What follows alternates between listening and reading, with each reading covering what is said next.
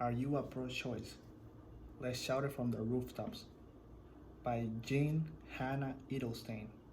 That is the topic that I found from this woman, which she is a pro-choice on the website. After studying philosophy at Valencia College, I found out that I was interested in knowing what is moral and what is not moral.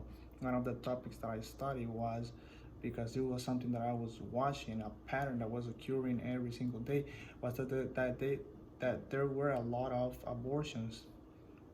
So I become very interested in studying if that was something moral or not. And some of the sources that I use to find out my answer are the ones that I'm going to be using today, and I'm going to quote them. The first one was from a medical textbook, Before We Are Born, Essentials of Embryology and Birth Defects states, Essentials of Embryology and Birth Defects. The second one was of F. Beck, Human Embryology, by Blackwell Scientific Publications from 1985, page 6. The third source that I used was from Keith L. Moore, The Developing Human, Clinically Oriented Embryology, 7th edition, Philadelphia, P.A. Saunders, 2003, page 16, line 2. By listening to me today, you will understand why it is imperative to understand that life is not a waste, and that we as humans, we should support life at all moments.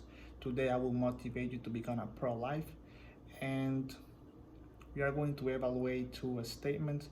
The first one is going to be the claim of pro-choice, which is of pro-choice, and we are going to weight it against the pro-life. So first, let's review pro-choice, and then we're going to review pro-life. Pro-choice, the main point that they have is that the process of illegal abortions, woman dies, so they made it legal. That was happening 50, 60 years ago when it first became legal, was on the Roe versus Wade.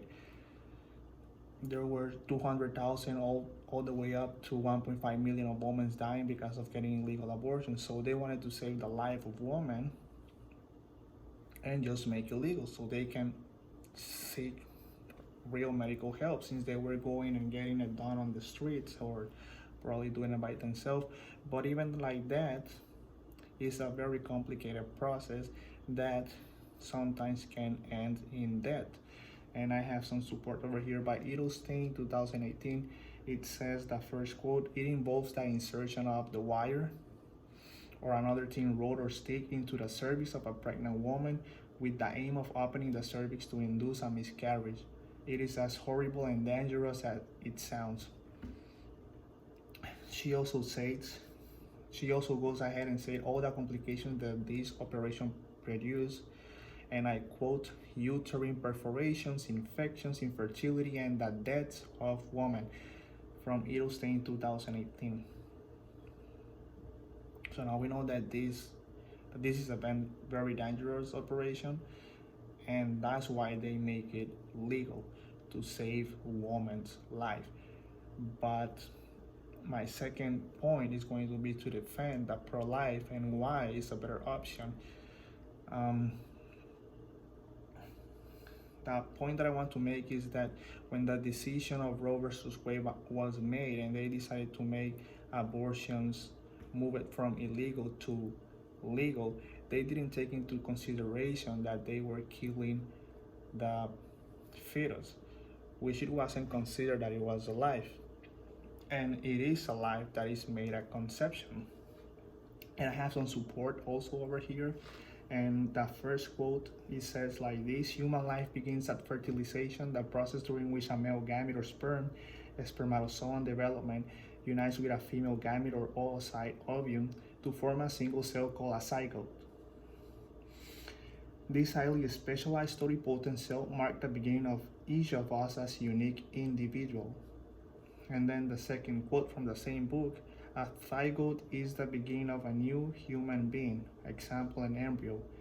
And this was taken from the Philadelphia, PA, Saunders, 2003, page 16, line 2.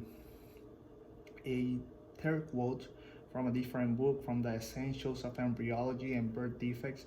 It reads like this: the zygote and early embryo are living human organisms. So now, knowing that there is life at the moment of conception, let's conclude by reviewing our two main points. Pro-choice was made legal because we didn't know that we were killing that fetus. We didn't know that there was life at the moment of conception. But now, knowing that there is life at the moment of conception, we can understand and save not only one life but two lives by becoming a pro-life.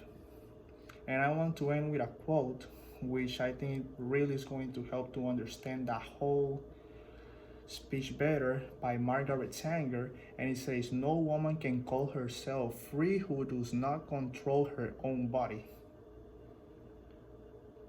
I think it's very explanatory. No woman can call herself free who does not control her own body.